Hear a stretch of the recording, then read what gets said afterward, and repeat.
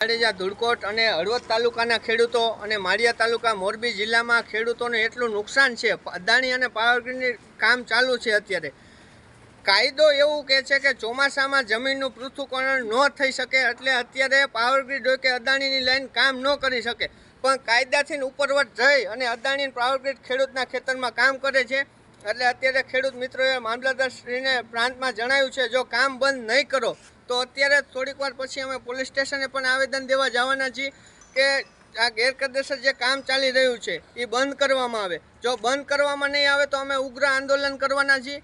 અને બીજી વસ્તુ કે અમારા ચૂંટાયેલા પ્રતિનિધિઓ કહે છે. તમારું નામ બોલો. મારું નામ અર્જુનસિંહ જાડેજા છે. ધુડકોટ ગ્રામ પંચાયતનો સરપંચ છું.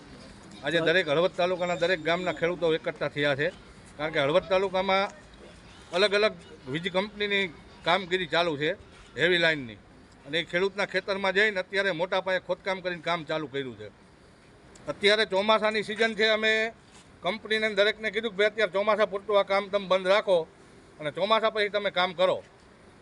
એટલે એ લોકો કોઈ ખેડૂતનું સાંભળતા નથી, જબરદસ્તી પોલીસને લઈ આવી અને કામગીરી ચાલુ કરી છે.